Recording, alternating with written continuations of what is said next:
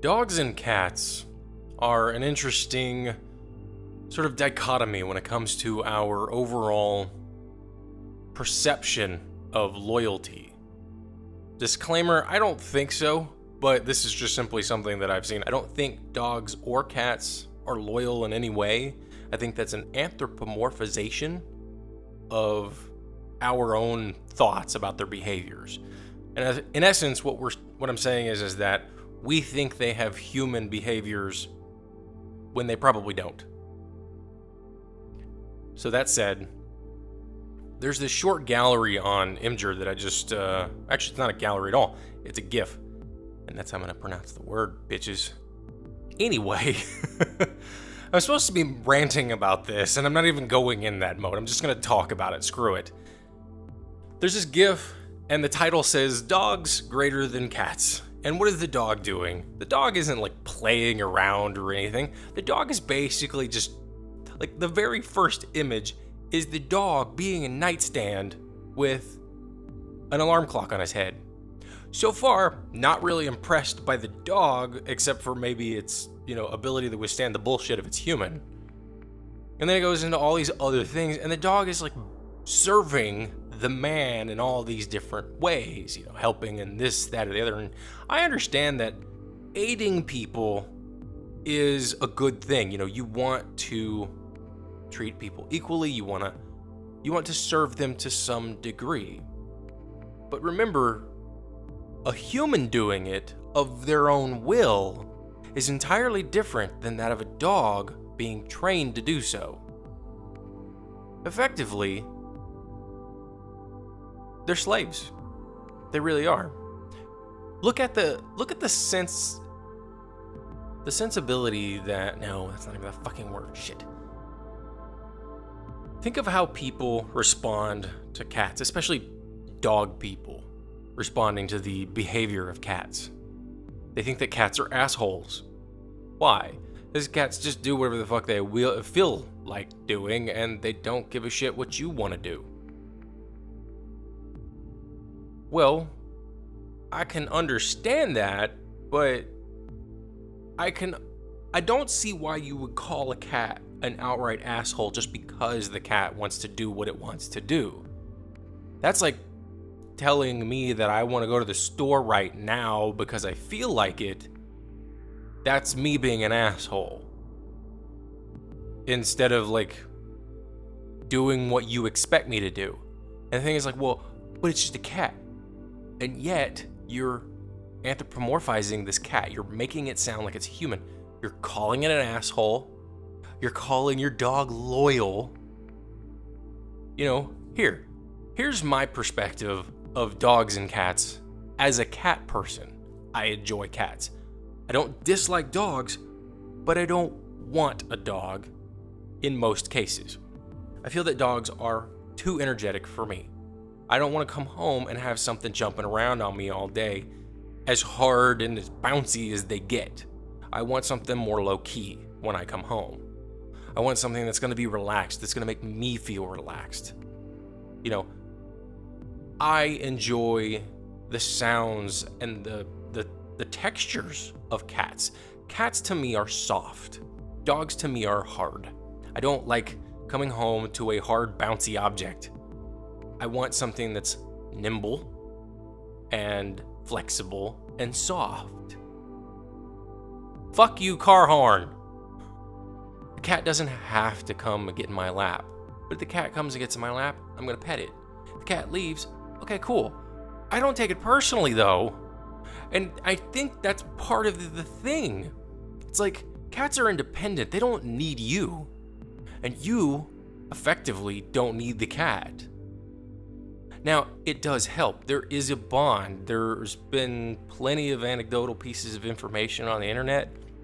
And I'm sure there's some studies as well of cats and their owners having a symbiotic relationship with each other than, like killing rats and other things. I mean, there's a reason why we have them domesticated as well as dogs.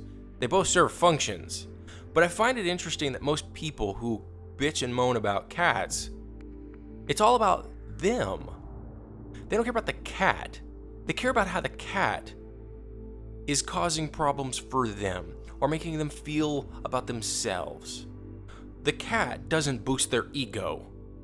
The dog does. They come home and the dog is jumping around and they feel amazing. They feel better that somebody loves them. And I've heard people say that their dog loves them. I don't know if that's true. Another potential anthropomorphization of the dog. This is not to say that dogs are inherently bad. I don't dislike dogs. I dislike most of their behaviors, which might sound like that. I don't want to own one. I don't want to come home to one. I'm okay with like visiting someone's house. If they have a dog and the dog is relatively low key and doesn't, jump up. I mean, I had dogs shove their nose up my ass. I've had dogs jump on my balls while I'm sitting down. That's fun.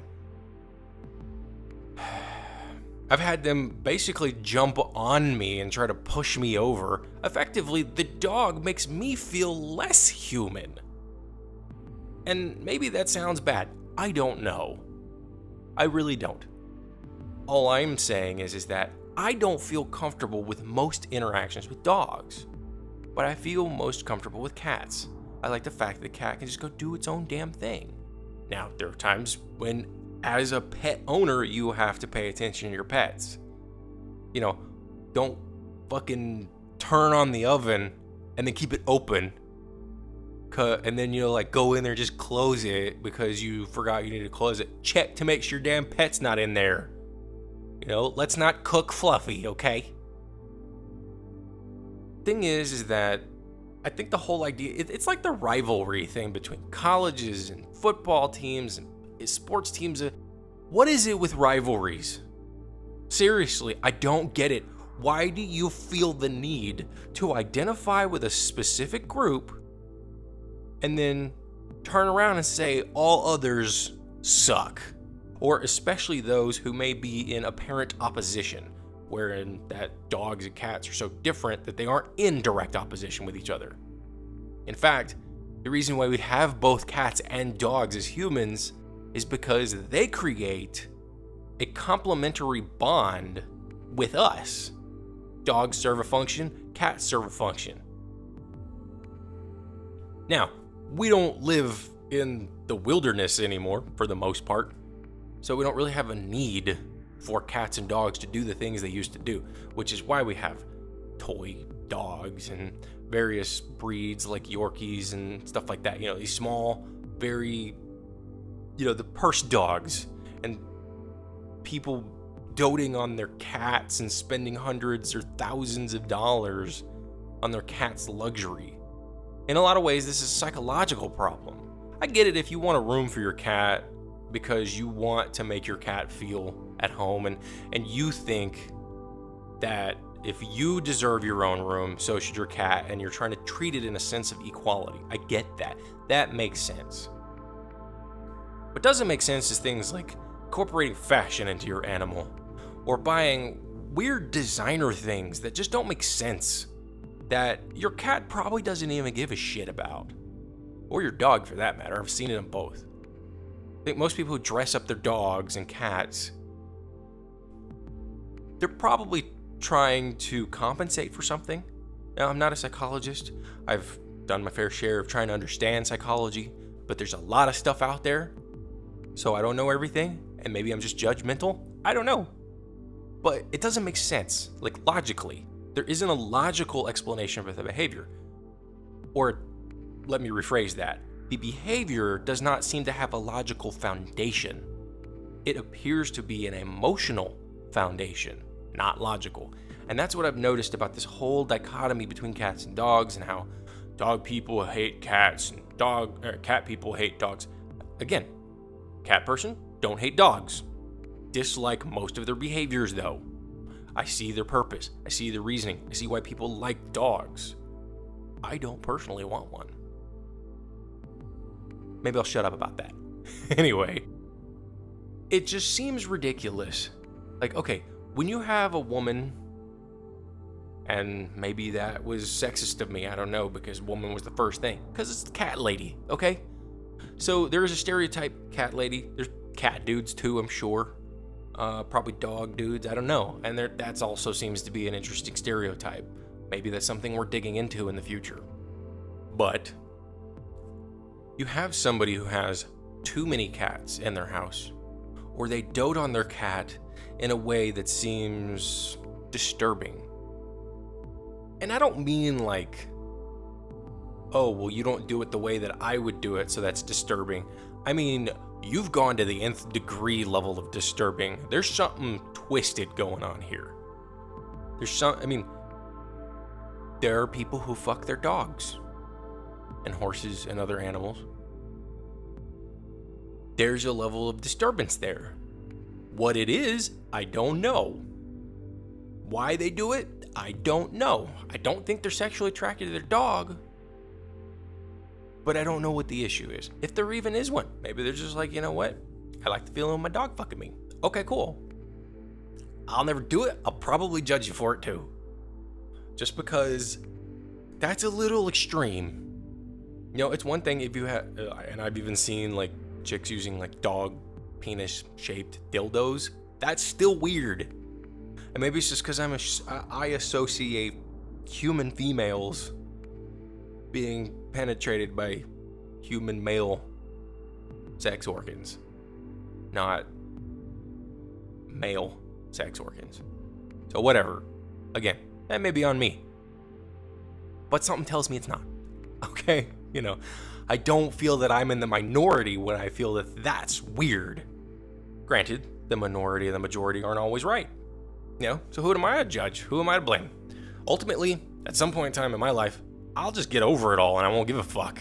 And life will be grand, and I won't give a shit about anything other than myself. But then I'll be an asshole, right? Just like a cat.